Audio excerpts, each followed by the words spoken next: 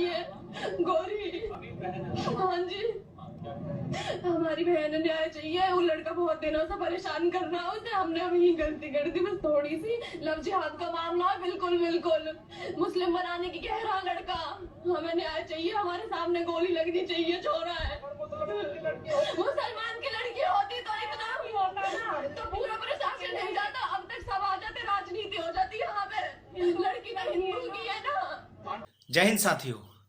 जो हाल ही में निकिता तोमर के साथ स्टॉकिंग का मामला सामने आया है, तौसीफ ने जो उन्हें रोड पे गोली मार दी, बहुत ही दुखद मामला है और बहुत ही शर्मसार करने वाला मामला है।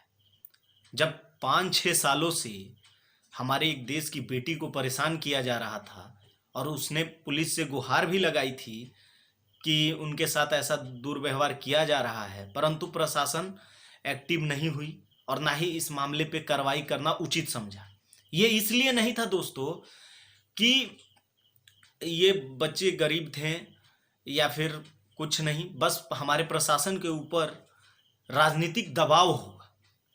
इसलिए दबाव होगा क्योंकि जो तौसीफ हैं उसके दादा पूर्व विधायक रह चुके हैं, दादा के भाई पूर्व मंत्री रह चुके हैं, पिता राजनीतिक में सक्रिय हैं एवं उनके चाचा अभी विधायक हैं कांग्रेस से। और ये ऐसा कांड तभी हो सकता है जब लोगों के अंदर से पुलिस प्रशासन का डर खत्म हो जाए। और डर खत्म होने का कारण ये है कि प्रशासन इतने दिनों के बाद भी कोई कार्रवाई नहीं की। आज जितना दोषी तौसीफ है उतना ही दोषी हमारी पुलिस प्रशासन है, जिसने एक बेटी के बात को अनसुना करके उस पर कार्रवाई नहीं की, जिसका नतीजा ये हुआ कि उसे अपने जीवन से हाथ धोना पड़ गया और एक खूनी को इतना हौसला मिल गया कि उसने मर्डर करने तक को काम को भी उचित समझा। ऐसा ही कुछ उन्नाव में भी हुआ था, जिसमें जिस बच्ची के साथ बलात्कार हुआ था उसके परिवार ने सरकार से गुहार लगाई थी कि हमें प्रशासन प्रोटेक्शन दिया जाए, फिर भी सरकार ने उस बात को अनसुना कर दिया और नहीं दिया, जिसका नतीजा आपके सामने है। ये सब दोस्तों इसलिए होता है क्योंकि कहीं ना कहीं हमारी प्रशासन राजनीतिक पार्टियों और सत्ताधारी सरकारों के नीचे दबी हुई होती है, खुलकर काम नहीं कर पाती है। और काम नहीं करने का नतीजा है कि राजनेताओं के परिवार एवं पार्टियों के नेताओं का बल बढ़ जाता है और वही बढ़ते बढ़ते बाहुबलियों का रूप ले लेता है। इन लोगों के अंदर से डर खत्म हो जाता है और जब तक इन लोगों के अंदर प्रशासन का डर नहीं होगा और हमारी प्रशासन स्वतंत्र रूप से काम नहीं कर पाएगी, तब तक इन मामलों को रोका नहीं जा सकता। दोस्तों, हाथरस के मामले में आपने देखा कि पूरी राजनीतिक पार्टियों ने दम लगा दिया है कि हाँ, बेटी को, अपने जो बेटी हैं उनको न्याय दिलाएंगे, हम ये करेंगे वो करेंगे, परंतु आज एक भी राजनीतिक पार्टियां, चाहे वो कांग्रेस हो या फिर टुकड़े टुकड़े गैंग हो या फिर आपको भीम आर्मी हो या जो भी समाज के अपने आप को रक्षक बोलते हैं, कोई सामने नहीं आया। किसी ने आवाज नहीं उठाई कि हमारी देश की बेटी के साथ ऐसा क्यों हुआ और प्रशासन ने जब कंप्लेन किया जा रहा था तो उस समय एक्शन क्यों नहीं लिया। क्या प्रशासन राजनीतिक पार्टियों के अंदर काम करती है? क्या प्रशासन को स्वतंत्र रूप से काम करने का आज़ादी नहीं है?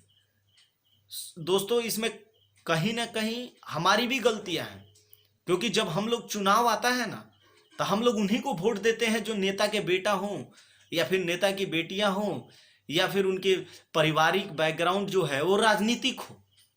तो ऐसे हम लोग बाहुबली को बढ़ावा नहीं दे रहे हैं या फिर कानून से खिलवाड़ करने वाले लोगों का चुनाव नहीं कर रहे हैं। क्या कभी इस पे हम लोगों ने विचार किया? नहीं किया, क्योंकि हमें लगता है कि उनसे अच्छा कोई ऑप्शन ही नहीं हो सकता। ऐसा क्यों? और जब तक ऐसे ही लोग सत्ता में रहेंगे तो कैसे कोई भी प्रशासन या पुलिस स्वतंत्र रूप से काम कर पाएगी? हम लोग ये क्यों भूल जाते हैं कि हम लोग राजतंत्र में नहीं लोकतंत्र में रहते हैं। जहां सभी को बराबर का हक मिलता है, जहां सभी को अपने हक की बात उठाने की और आवाज उठाने की स्वतंत्रता है।